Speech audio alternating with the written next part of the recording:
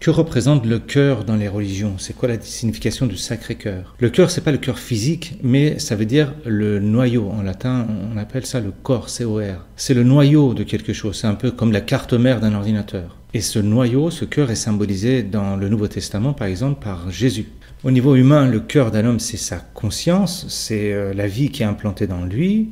Et au-dessus de ce cœur, autour de ce cœur, il y a un corps, et ce corps, c'est son mental. Sans le cœur, le corps n'existe pas. C'est-à-dire, sans la conscience, il n'y a pas de mental. Donc la conscience, c'est une sorte de noyau, c'est le milieu du mental.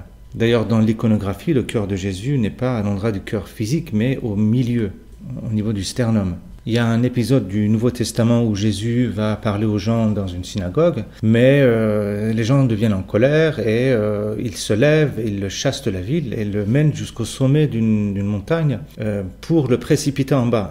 Alors c'est marqué textuellement, ils le menèrent jusqu'au sommet de la montagne sur laquelle leur ville était bâtie afin de le précipiter en bas. Mais Jésus, passant au milieu d'eux, s'en alla. Ça explique la propension du mental à réduire, à matérialiser la conscience, le précipiter en bas. Pour ce faire, l'ego utilise la rationalité en tant que sommet de sa force. C'est le sommet de la montagne où est bâtie leur ville. Mais le problème, c'est que la conscience ne peut pas être appréhendée par la raison, parce qu'elle en constitue le centre, le noyau. C'est pourquoi il est dit dans cette parabole, je cite, « Mais Jésus, passant au milieu d'eux, s'en alla ». Alors quel est le problème adressé par les religions? C'est que très très souvent, le mental ou la raison forme une telle carapace autour de la conscience que la conscience devient plus accessible. C'est une sorte de psychorigidité qui étouffe la conscience. Alors ça peut être le dogmatisme des fanatiques, mais ça peut être à l'inverse le positivisme, ça veut dire la raison poussée à bout qui ne peut admettre autre chose que soit les perceptions, soit des signes et des formes, par exemple les mathématiques. En fait, c'est la raison qui est emprisonnée dans le temporel, dans le temps et dans les rapports de cause à effet qui sont dans le temps. Sauf que la conscience ne fonctionne pas dans le temps, la conscience est instantanée, fonctionne comme un flash. C'est pour ça que la raison ne peut pas comprendre la conscience. Un homme créatif ne raisonne pas, un homme créatif découvre quelque chose. Il y a une parabole extrêmement intéressante dans le Nouveau Testament qui parle de ça.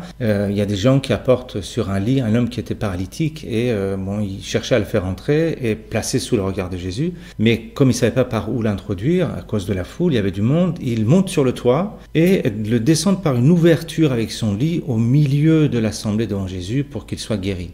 L'homme paralysé est le symbole de rigidité mentale, de dogmatisme. C'est un mental qui ne peut plus bouger. Donc comment faire pour guérir cette psychorigidité qui a un mental qui a plein de croyances, dans un temple qui est rempli de foule, c'est-à-dire que dans une tête qui est remplie de pensées, de croyances, il faut d'abord qu'un trou s'y forme pour laisser passer la lumière de la conscience. C'est le trou qui est sur le toit. Le trou dans le toit symbolise l'ouverture d'esprit nécessaire pour que le dogmatisme, l'homme paralysé, puisse être guéri par la conscience. Un trou, une brèche mentale est nécessaire pour guérir l'humanité de sa paralysie mentale. Ce trou se trouve sur le toit, c'est-à-dire au niveau mental le plus proche de la lumière de la conscience. Se trouve sur le toit où la brèche dans le flot des pensées est assez facile à obtenir de manière ponctuelle. Il suffit d'observer ses propres pensées quelques secondes. On se rend compte alors qu'il y a quelqu'un d'autre dans la tête qui regarde les pensées, qui s'évanouissent d'un seul coup. Et c'est ça la conscience sans forme. Il y a une phrase dans le Coran qui dit au-dessus de quiconque a connaissance, il y a quelqu'un qui est connaissant.